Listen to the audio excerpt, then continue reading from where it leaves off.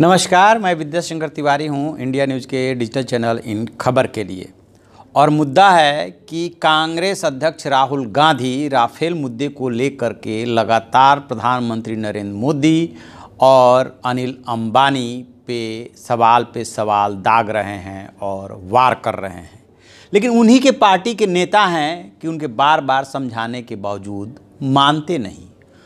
ऐसे कई नेता हैं कांग्रेस में जो कि बयान देते रहते हैं, अक्सर सुर्खियों में रहते हैं। कांग्रेस अध्यक्ष उन्हें मना करते हैं, कभी वार्निंग देते हैं, कभी निलंबित करते हैं, लेकिन वो मानते नहीं। इन्हीं नेताओं में से एक हैं कपिल सिब्बल, जो अनिल अंबानी के बचाव में उतर आए हैं। क्या है पूरा माजरा, क्यों उन्होंने ऐसा किया, मैं आपको बताऊंगा कि पूरा मसला क्या है। आप भी सोचिए। दरअसल हुआ क्या है कि राफेल का मुद्दा अलग है और राफेल को लेकर के पीएम नरेंद्र मोदी को कांग्रेस घेरने का कोई मौका नहीं छोड़ रही है।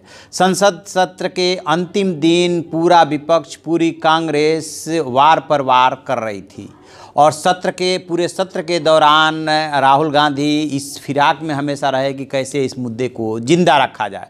कभी ईमेल ले आकर के, कभी कोई आरोप लगा करके, कभी कुछ।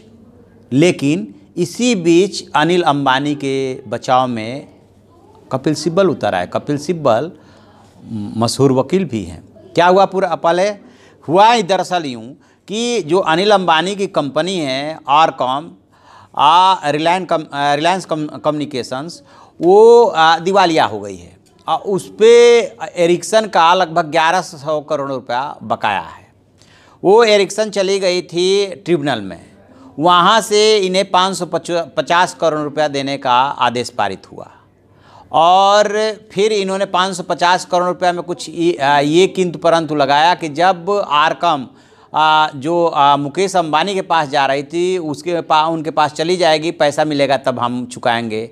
जब इन्होंने वादा पूरा नहीं किया तो फिर एरिक्सन जो है वो चली गई सुप्रीम कोर्ट में। सुप्रीम कोर्ट ने इन्हें 1100 करोड़ के बजाय 550 करोड़ कुछ शर्तों के साथ कहा कि आप इन्हें दे दीजिए। ये पैसा भी ये नहीं चुका पाए। क्यों? क्योंकि मुकेश अंबानी ने कंपनी तो खरीदने की हाँ भर दी, लेकिन उसकी लाइबिलिटी लेने से मना कर दिया। अब जब लाइबिलिटी लेने से मना कर दिया तो ये जो है आरकॉम वो दिवालियापन के कगार पे आ गई और इसी 1 फरवरी को उन्होंने उसे दिवालिया घोषित करने के लिए कानूनी कार्रवाई शुरू कर दी।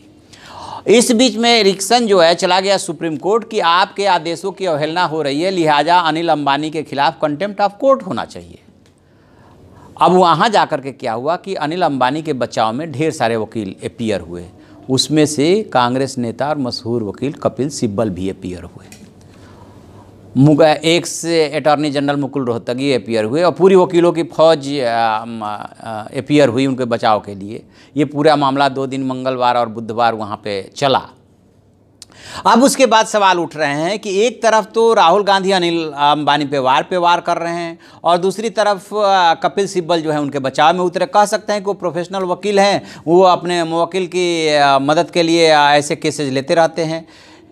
हाँ, ऐसा होता भी है, लेकिन ऐसा नहीं भी होता है। कई बार जो है वकील ऐसे मामलों में बचते हैं कि हम जो है चूँकि पार्टी जो है इनको आड़े ली हुई है राफेल इशू पे, इसलिए हम अपीयर नहीं होंगे। लेकिन कपिल सिब्बल हुए और कपिल सिब्बल पहली बार ऐसा काम नहीं किया है। आपको याद होगा कि अभी जब इलेक्ट्रॉनिक वोटिंग मशीन को लेकर के लंदन में एक प्रेस कॉन्फ्रेंस हुई थी, उस प्रेस कॉन्फ्रेंस में भी कपिल सिब्बल मौजूद थे। आपको ये भी याद होगा कि गुजरात में जब विधानसभा के चुनाव चल रहे थे, उसी दौरान सुप्रीम कोर्ट में राम मंदिर इशू को लेकर के सुनवाई हुई थी।